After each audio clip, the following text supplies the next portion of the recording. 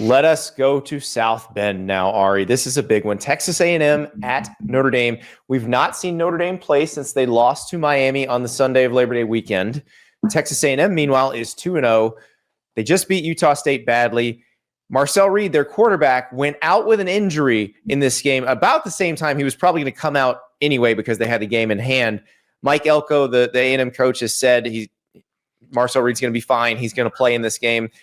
We saw CJ Carr look like a freshman a bit, but also show some promise in that first game against Miami.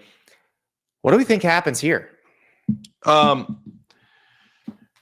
think it's going to be a one-possession game. I think it's going to look a lot like last year. Andy, I think I'm going to go back and start drinking Notre Dame Kool-Aid again. I don't know. They made me feel so good last year. Well, they need this one. They need this one. I know we've said over and over again that if you go 10-2, you're going to make the playoff. And you pointed this out when we were talking about this game in a video yesterday. Miami went 10-2 last year and didn't make the playoff because people didn't feel like they had enough quality wins. Now we'll see what the other teams on Notre Dame's schedule do, but I kind of think they got to win this one for it to be one of their 10 if they go 10-2. Yeah, and listen, we don't know what A&M is going to be or who they are. But if A&M is your best win and A&M goes 8-4, you still really don't have a quality win, especially with it being at home. Now, I think we respect what it takes to beat A&M. I think we respected it a lot more when it happened in College Station because I think it's a much different proposition to beat them depending on where the game is. But, Notre Dame, I still think is a gritty, tough team that has a lot to learn from as a result of losing to Miami. I think, as we illustrated earlier in the video, that Miami is maybe one of the 3 or 4 best teams in college football. I think that's a crazy thing to think at this moment in time. And they lost by a possession at the end of the game. Is A&M as good as Miami? Is A&M a real team this year? I don't really know, but I think Notre Dame is probably going to win by 7. I think that's a pretty big leap because is A&M's defense better than Miami's defense? I don't know. I don't know, but probably no because of how good Miami's defensive line is. But isn't A&M's defensive line really good too? Yeah, but they don't have Reuben Bain. Who's on your Heisman list? They got Cassius Howell. He's killing people. Is he on your Heisman list? Bowling Green transfer, just wrecking people. Maybe he hasn't played anybody yet. Reuben Bain's on my Heisman list because he dominated against Notre Dame.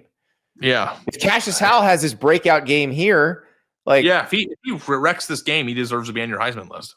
Yeah. So that's the thing. I don't know. I really don't know what to make of this. I am curious because last year's game was such a rock fight. I don't think this year's game will be that because A&M now knows what it has in Marcel Reed. Remember last year they were still playing with Connor Wegman. And they couldn't throw the ball or run the ball. I think they can do both now. Mostly they can throw because they can run. Marcel Reed is not going to be confused with, Patrick Mahomes. But when they get the ball going on the ground, they have receivers running open. And by the way, Casey Concepcion and Mario Craver look like they're going to be very valuable transfer portal pickups. So. For sure. Do you want to be at the game in Knoxville at Georgia, Tennessee? Download the Gametime app, type in Tennessee football, and you can just click on it. Or if you want to go to Notre Dame, Texas A&M, type in Texas A&M football and click on Texas A&M at Notre Dame. And then you can see all of the seats in Notre Dame Stadium that you could have. There are seats below $300 right now if you want to get into Texas A&M Notre Dame this week, which is pretty spectacular because I'm telling you, the Notre Dame fans and the Texas A&M fans have a lot of money in that crowd. I expected the seats to cost a little bit more. So that's actually not really bad. And when you're on the Gametime app, you can look exactly at where you would be sitting. You click the seat and it shows you a photo of the stadium. And you can kind of, if you move your phone, it'll be like you're turning your head in that seat. It's pretty amazing. Also, the number you see, that price, that is the price you'll pay. They don't tack on a bunch of extra fees afterwards. You hit that price, you pay, you got your ticket for that price. So download the Gametime app. We're doing the code STAPLES, and you get $20 off your first purchase. Terms apply, of course. Code STAPLES for $20 off your first purchase. Go to Game Time. It is exactly what it says you're going to pay. No surprises. And you get tickets to every game you want to go to. So where do you want to go this weekend? Just open the Game Time app and figure it out. I'm a little bit encouraged by Texas A&M's passing game. Now, I do think, based on what we saw from CJ Carr against Miami, that Notre Dame should have a more dynamic passing game this year. The question for me, Ari, is are they going to give the ball to Jeremiah Love? Like, are they going to try to establish the run? Are they going to try to move Texas A&M's defensive line? Are they going to try to impose their will on Texas A&M? Because I don't feel like they did that against Miami, and I think it hurt them. Yeah.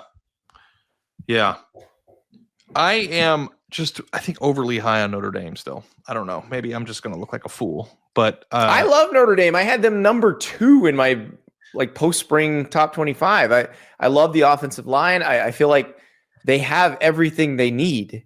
But the game against Miami did cause me some concern because the offensive line didn't look as good as I thought it was going to look. And even if Miami's D-line is really, really good, Texas A&M's is going to be fairly comparable. Yeah. I mean, the idea that A&M could throw the ball a little bit, with those receivers, I think does scare you a little bit. 6.5 is a pretty big spread. It's that, and that's probably where I'm going more with this is I was surprised. I thought this was going to be a 3.5 point spread. 6.5 is a little shocking to me, and we've seen that quite a bit this year where they've just been a little higher than we thought. And the Tennessee Georgia one was really high and people bet it down. This one came out and it hasn't really moved. Now it could move during the week, but it hasn't moved much. So it's a reasonable expectation that it's probably going to be around 6 or 6.5 when the game starts. Yep. I feel comfortable laying it. We'll see what happens, but I mean, winning by a touchdown isn't out of the question, right? No. And that's the thing. You can have a tie game and one team just scores a touchdown with 30 seconds to go, and that's the margin. Happens all the time. Yeah. Perfectly understandable, perfectly acceptable, not the weirdest thing in the world. So you're going to take Notre Dame to cover. I'm taking Texas A&M. I don't know if this is going to be a different Texas A&M or another 8-4 Texas A&M,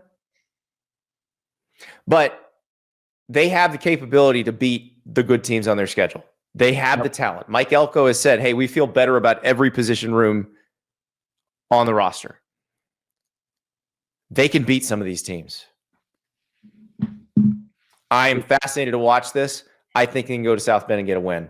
Yeah, man, if that happens, then Notre Dame might be cooked. Now, I'm not taking the money line. I'm not that confident. I will take every one of those 6.5 points. But I just feel like A&M's capable of doing this. A&M's capable of keeping it within a touchdown. So we'll see what happens.